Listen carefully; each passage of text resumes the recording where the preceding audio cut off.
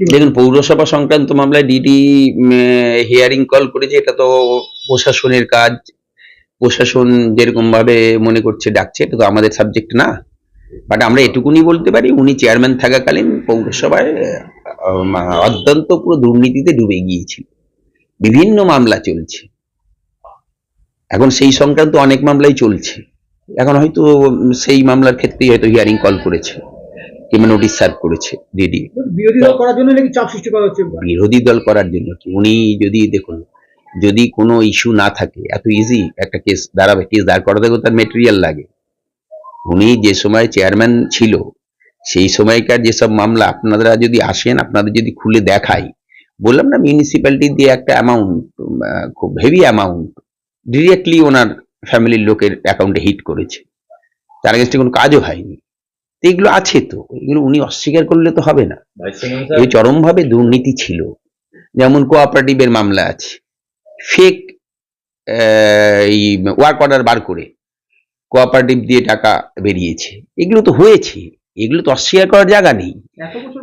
উনি বলছেন যে পশ্চিমবঙ্গের মধ্যে প্রথম ভাটপাড়া পৌরসভা, যখন তৎকালীন উনি চেয়ারম্যান ছিলেন, সেই সময় ই টেন্ডার ব্যবস্থা ভাটপাড়া পৌরসভাতেই হয়। ই টেন্ডারে কে টেন্ডার দেবে, কে টেন্ডার দেবে না, তখন তিনি তৃণমূল কংগ্রেসে ছিলেন। তৃণমূল কংগ্রেস সেই সময় তৃণমূল কংগ্রেসের আমলেই টেন্ডার হয়েছে, সেই সময় কন্ট্রাক্ট গুলো পেয়েছে। আজকে ওনাকে বলবেন, উনি আপনাদের মিসলিড করার চেষ্টা করছে এইসব বলে, ই টেন্ডার বলে উনি মিসলিড করতে চাইছে আপনাদের। ই টেন্ডার, উনি একটা রাজ্যের, উনি তখন প্রতিনিধিত্ব করেনি, উনি একটা চেয়ারম্যানের প্রতিনিধিত্ব করেছে। উনি চেয়ারম্যান ছিলেন একটা মিউনিসিপ্যালিটি, উনি রাজ্যের মুখ্যমন্ত্রী ছিলেন না। ই টেন্ডার যখন হয়েছে, সারা রাজ্যব্যাপী ই টেন্ডার হয়েছে। আমাদের সরকার সব পৌরসভাতে এই টেন্ডারগুলো ই টেন্ডারে কনভার্ট করেছিল ম্যানুয়াল থেকে। তো এটা উনি করেনি। এটা উনি এমন ভাবে আপনাদের বোঝাচ্ছে, আমি বলছি, উনি এমন ভাবে আপনাদের কাছে বোঝাচ্ছে জিনিসটা, যেন উনি এই জিনিসটার আবিষ্কার করেছে, এরকম একটা ভাবনার। কিন্তু বাস্তব অবস্থায় ই টেন্ডার কেন, যে টেন্ডারই হোক, দেখুন টেন্ডার এক জিনিস, কিন্তু পৌরসভা যেটা বলছে যে একটা হেভি অ্যামাউন্ট পৌরসভা থেকে গিয়ে ওনার রিলেটিভের অ্যাকাউন্টে হিট করেছে। যে আপনার অ্যাকাউন্ট হিট করেছে তার প্রমাণ তো আছে, যে টাকাটা মিউনিসিপ্যালিটি দিয়ে ওনার এক রিলেটিভের অ্যাকাউন্টে গিয়ে হিট করেছে, কাজই হয়নি।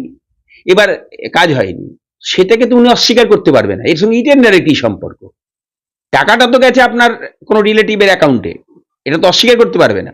ঠিক একইভাবে cooperative bank, regarding cooperative bank, যে লোনগুলো নিয়েছে তখন উনি কোঅপারেটিভ ব্যাংকের চেয়ারম্যান ছিল, যে ওয়ার্ক অর্ডারের এগেইনস্টে লোন স্যাংশন করেছিল, সেগুলো সব ফেক ওয়ার্ক অর্ডার, এটা উনি অস্বীকার করতে পারবে।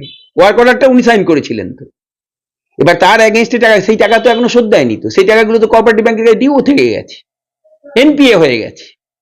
এর দায়িত্ব তো ওনাকে নিতে হবে। তো উনি তো তখন কোঅপারেটিভ ব্যাংকেরও চেয়ারম্যান, মিউনিসিপ্যালিটিরও চেয়ারম্যান।